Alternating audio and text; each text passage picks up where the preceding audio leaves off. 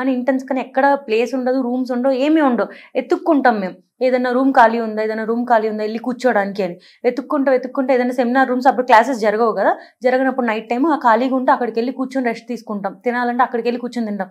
మాకంటే ఒక ప్లేస్ కానీ ఏమీ ఉండదు. అంతలాగా అమ్మాయి కష్టపడి ఆ డ్రెస్ వేసుకొని పడుకుంది రెస్ట్ తీసుకోవడానికి. సో ఒక ఫ్యామిలీలో ఇప్పుడు మా మమ్మీ నాకు లాస్ట్ ఇంటర్వ్యూ చెప్పినప్పుడు ఎప్పుడు కాల్ చేస్తూనే ఉంటుంది. మా మమ్మీ ఒక్క టైంలో నాకు కాల్ చేయదు, అది నేను జాబ్ వర్క్లో ఉన్నప్పుడు. ఎందుకంటే అప్పుడు డిస్టర్బ్ చేయకూడదు. అండ్ చుట్టూ చాలా మంది పేషెంట్స్ ఉన్నారు, చాలా మంది డాక్టర్స్ ఉన్నారు, తను ఒక సేఫ్ ప్లేస్లో ఉంది అనుకొని పేరెంట్స్ ఇంట్లో మా అమ్మాయి జాబ్ సినిమాకి వెళ్ళినా ఫోన్ చేస్తారు, పబ్కి వెళ్ళినా ఫోన్ చేస్తారు, గుడికి వెళ్ళినా ఫోన్ చేస్తారు, ఎక్కడికి వెళ్ళినా ఫోన్ చేస్తారు. కేవలం డ్యూటీలో ఉన్నప్పుడు మాత్రమే వాళ్ళని డిస్టర్బ్ చేయకూడదు, సేఫ్ ప్లేస్లో ఉంది అనుకొని పడుకుంటారు. అలా పడుకున్నప్పుడే వాళ్ళ అమ్మాయి ఇట్లా అయిపోయిందని వాళ్ళకి తెలిస్తే ఆ న్యూస్ నేను అలా కోరిలేట్ కూడా చేసుకోలేకపోతున్నాను అనమాట అమ్మాయి ప్లేస్లో పెట్టుకొని. అంటే ఎలా చూడవచ్చు అంటావు అంటే అంత కష్టపడి ఒక అమ్మాయి అంత సేఫ్ ప్లేస్, అది ఎక్కడో జరగలేదు, అదే హాస్పిటల్లో జరిగింది అంటే ఎలా చూడొచ్చు అంటారు అంటే ఒక ఇంట్లో వాళ్ళు కానీ ఆ కుటుంబ సభ్యులు కానీ ఎవరైనా సరే నమ్మి ఆ జాబ్కి పంపిస్తారు. సో నమ్మి నా కూతురు స్కూల్ అన్నా కానీ లేకపోతే కాలేజ్ అన్నా కానీ లేకపోతే వర్క్ ప్లేస్ ఉంటుంది కదా, సో ఇవన్నిటిని ఒక దేవాలయాల్లాగా పేరెంట్స్ నమ్మి, సో మీరు చెప్పినట్టే సో స్కూల్కి వెళ్తే కాలేజ్కి వెళ్ళినా వర్క్ స్పేస్లో ఉన్న ఎక్కడున్నా పేరెంట్స్ నమ్మి కాల్ చేయరు, అదే నా కూతురు ఎక్కడున్నా సంతోషంగా ఉంది, సో నా కూతురు జాబ్ చేసుకుంటుంది, సో చుట్టుపక్కల కొన్ని వేల మంది ఉంటారు, నా కూతురికి ఏం కాదని చెప్పి అనుకున్న తల్లిలకి సడన్గా నీ కూతురిక లేదు, నీ కూతురిగా చనిపోయింది, లైక్ నీ కూతురు ఇలా ఎవరో రేప్ చేశారు అని చెప్పి ఇలాంటి వార్తలు వింటూ ఉంటే అసలు ఏంటి అసలు డైజెస్ట్ చేసుకోగలుగుతారా? ఈ అమ్మాయికి కూడా చనిపోయిందని కూడా చెప్పాలా. నైట్ 4 o'clock 6 o'clock జరిగింది. ఫస్ట్ ఏమో ఒంట్లో బాగాలేదని కాల్ చేశారు వాళ్ళ పేరెంట్స్ కి. ఒక ½ an hour తర్వాత సూసైడ్ చేసుకుందని కాల్ చేశారు. అది గవర్నమెంట్ కాలేజ్ అవ్వడం వల్ల ఏం జరిగినా గవర్నమెంట్ మీదకి వస్తుంది కాబట్టి ఆ గవర్నమెంట్ కాలేజ్లో జరిగింది ఒక సూసైడ్ లాగా క్రియేట్ చేశారు. ఆ అమ్మాయిని సెమీ న్యూడ్గా అట్లా నేకెడ్గా అందరూ జనాలు వచ్చి చూసేంత వరకు కూడా అట్లాగే ఉంచేశారు. ఆ ఫొటోస్ అట్లా వస్తుంటే మేము ఇక్కడి నుంచి చూసే వాళ్ళకే మేము అసలు తట్టుకోలేని స్టేజ్లో ఉన్నాము. వాళ్ళ పేరెంట్స్ వెళ్ళి అది లైవ్గా చూసి అంత దారుణంగా అమ్మాయి హారబుల్గా రేప్ అండ్ మర్డర్ జరిగినా కూడా సూసైడ్ అని అసలు వాళ్ళు ఎలా చెప్పారు, వాళ్ళకి అసలు నోరు ఎలా వచ్చిందో కూడా. అంటే ఈ ఘటనను చూస్తూ ఉంటే ఏమనిపిస్తుంటే యాజ్ అ డాక్టర్గా యాజ్ అ డెంటిస్ట్గా ఏమనిపిస్తుంటే ఒక అమ్మాయిగా అంటే ఇంక ఎక్కడా సేఫ్టీ లేదు మాకు. బయటికి వెళ్ళడానికి సేఫ్టీ లేదు, రాత్రిపూట తిరగడానికి సేఫ్టీ లేదు, పొద్దున్న బయటకు వెళ్ళడానికి లేదు, ట్రావెల్ చేయడానికి లేదు, ఏం చేసినా సేఫ్టీ లేదు. ఏం చేసినా కూడా మీ డ్రెస్ బాగాలేదు, మీరు ఎట్లా ఉన్నారు. అండ్ ఆ కాలేజ్ ప్రిన్సిపల్ కూడా ఎందుకు ఆ అమ్మాయి ఆ టైంలో అక్కడ ఉంది అంటే వాళ్ళు ఏం ప్రొవైడ్ చేయలేదు. అక్కడికి రేప్ చేసిన వాడికి కూడా అక్కడ ఒక ఉంది ఉండడానికి ప్లేస్, కానీ అక్కడ చదువుతున్న డాక్టర్కి ఆ ఇంటర్న్ చేసే అమ్మాయికి ప్లేస్ లేదు ఉండడానికి. అందుకే ఆ అమ్మాయి అక్కడ ఉంది. నువ్వే కనుక అక్కడ ప్లేస్ ఇచ్చుంటే అమ్మాయికి ఉండడానికి ఆ అమ్మాయి వెళ్ళి ఒంటరిగా ఆ రూమ్ లో కూర్చోదు కదా.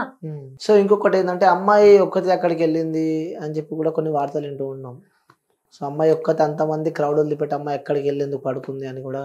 మరి ఎక్కడ పడుకుంటుంది ఆ అమ్మాయి? ఒక అమ్మాయి వెళ్ళి కూర్చొని అందరి మధ్యలో పడుకోలేదు కదా. ఆ అమ్మాయి ఎక్కడ కూర్చున్నా కూడా స్ట్రైట్ గా కూర్చోవాలి. అమ్మాయి పడుకోకూడదు కదా ఎవరి ముందు కూడా. అబ్బాయిలు ఎక్కడైనా ఎక్కడ పడితే అక్కడ పడుకోవచ్చు, కానీ ఒక అమ్మాయి పడుకుందంటే బ్యాడ్ గానే చూస్తారు. సో అమ్మాయి ఎవరు లేని చోటే కదా వెళ్ళి కూర్చొని పడుకోగలదు. అప్పుడు కూడా అక్కడికి వచ్చి కొంతమంది నర్సెస్ మాట్లాడితే అప్పుడు కూడా అమ్మాయి 2 o'clock కి కూడా ఆ స్టాఫ్ నర్సెస్ కి ట్రీట్మెంట్ గురించి చెప్తుంది. అంతా అయిపోయింది. 3 o'clock కి కూడా తను పడుకొని ఉంది బెడ్షీట్ వేసుకొని. ఒక 45 minutes లో అమ్మాయి కెరియర్ లైఫ్ అంతా పోయింది. వాళ్ళ ఫ్యామిలీకి ఇంకా అమ్మాయి లేదు. ఎంత కష్టపడితే వస్తుందో గవర్నమెంట్ కాలేజ్లో సీట్, నీట్ ఎంత కష్టపడి క్రాక్ చేస్తే వస్తుందంటే. ప్రైవేట్ కాలేజ్లో కూడా ఫీజులు కట్టి జాయిన్ అవుతారు, కానీ ఒక గవర్నమెంట్ కాలేజ్లో సీట్ తెచ్చుకోవాలంటే అమ్మాయి ఎన్నో డేస్ కష్టపడి 31 years అయినా అమ్మాయి ఇంకా చదువుకుంటానే ఉంది. ఇంకా సంపాదించడం కూడా స్టార్ట్ చేయలే. ఇంకో సంవత్సరం అయితే ఆ అమ్మాయి అయిపోయిద్ది, అప్పుడు సంపాదించడం స్టార్ట్ చేసిద్ది. అమ్మాయి లైఫ్ కూడా ఏం బతుకుండదు, ఏం పెళ్లి చేయదు, ఏం జరగని కూడా జరగలేదు. 31 yearsగా అమ్మాయి చదువుకుంటానే ఉంది, కష్టపడుతూనే ఉంది.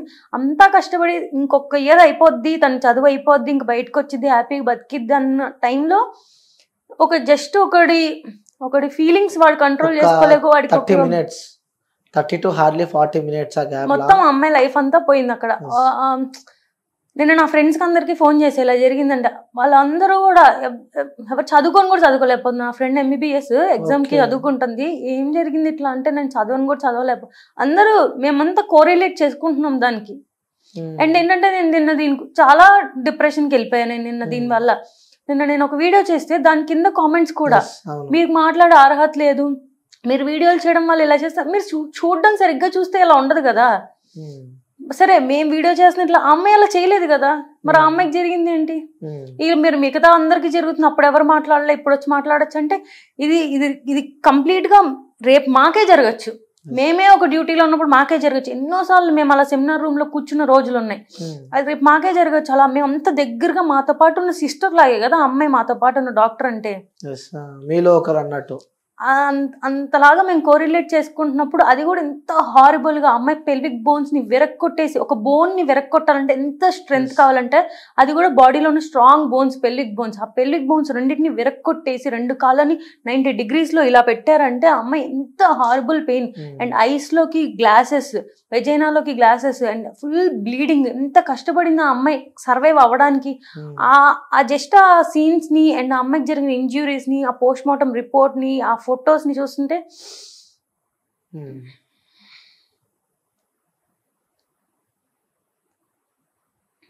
అంటే అదే ఫీల్డ్ లో మీరు ఉన్నారు కాబట్టి సో ఇమాజినేషన్ చేసుకోలేకపోతున్నారు, రైట్? సరే, ఇది పక్కన పెడితే సో మీరు ఇప్పుడే చెప్పారు ఇన్స్టాగ్రామ్ లో మీరు ఒక రీల్ అప్లోడ్ చేశారు అని చెప్పి, దాని కింద కామెంట్స్ కూడా చాలా నెగిటివ్ వచ్చినాయి మీకు. నువ్వు పాజిటివ్ గా వీడియో చేసినా నెగటివ్ కామెంట్స్ అందరు అబ్బాయిలు చేశారని అసలు ఎవ్వరూ చెప్పరు. Not all men but men. అబ్బాయిలే కదా చేస్తుంది కానీ అందరూ కాదు. 80% చాలా పాజిటివ్ గా రెస్పాండ్ అయ్యారు. అండ్ ఆ నెగిటివ్ కామెంట్స్ కూడా ఒక ఆయన నాకు అది చూసి, మీరు ఆ నెగిటివ్ కామెంట్స్ వాళ్ళు ఇలాగే పెడతారండి, మీరు దానికి అఫెండ్ అవ్వకండి, మీరు ఖచ్చితంగా సపోర్ట్ చేయండి, బయటకు వచ్చి మాట్లాడండి అని చెప్పే వాళ్ళు చాలా మంది ఉన్నారు. ఆ కాలేజ్ లో తనతో పాటు చదువుకున్న అబ్బాయిలందరూ సపోర్ట్ చేసే వాళ్ళు చాలా మంది ఉన్నారు. బట్ మెన్నే కదా చేస్తుంది at the end of the day. Okay, so నిజంగానే స్వాతంత్రం వచ్చిందా అంటే మీరు ఏమంటారు? అసలు నాకైతే ఎప్పుడు అనిపించలేదండి వచ్చిందని. ఎందుకంటే నేను ఇప్పుడు జాబ్ చేయడానికి హైదరాబాద్ వచ్చి కూడా మమ్మీ నాతో పాటు ఇక్కడే ఉంటుంది, మా డాడీ సింగిల్ గా ఉంటున్నారు విజయవాడలో. ఎందుకంటే భయం, ఇక్కడ ఎవరు తెలీదు, ఎవరేం చేస్తారో ఏ టైం చేస్తారో తెలీదు. ఎంత నమ్మినా వాళ్ళు అబ్బాయిలే కదా, at the end of the day వాడు ఏ రోజు ఎట్లా మారిపోతాడో తెలీదు. ఇంత మృగంలాగా వాడు ట్రీట్ చేశాడు. అసలు ఎక్కడ అంత ఫ్రీడమ్, అంత ఇండిపెండెన్స్ వస్తే మా పేరెంట్స్ వచ్చి నాతో పాటు ఉండి వర్క్ తీసుకెళ్లాల్సినంత అవసరం లేదు. ఒక వర్క్కి వెళ్ళడానికి కూడా వాళ్ళు తోడొచ్చి తీసుకెళ్తున్నారు అంటే ఎంత దారుణమైన స్టేట్ లో మనం ఉన్నామని చూసుకోవాలి. ఈ ఇంటర్వ్యూకి వస్తున్నప్పుడు కూడా జాగ్రత్త అమ్మాయి, ఎవరికో అమ్మాయికి ఎలా జరిగిందంట అని చెప్పి పంపించారు నన్ను. అలాంటి పరిస్థితిలో మనం ఉన్నామంట. సో నిజంగా ఆ స్వాతంత్రం వచ్చింది, రావాలి అంటే ఇలా జరుగుతూనే వస్తుంది అంటే ఎలా ఉండాలని కోరుకుంటున్నారు మీరు? ఇప్పుడు మాకు యాక్చువల్గా అందరూ ఇప్పుడు ఫైట్ చేస్తుంది. ఇప్పుడు ఎంత చేసినా ఆ అమ్మాయి పెయిన్ ని ఎవరు వెనక్కి తీసుకురాలేరు. ఆ అమ్మాయి ఏం చేయలేం, అంత ట్రామా అయింది. అట్లీస్ట్ తను ఇంత కష్టపడి ఇలా జరిగినందుకైనా కూడా ఇప్పటికైనా ఒక యాక్ట్ తీసుకురావాలి డాక్టర్స్ కోసం.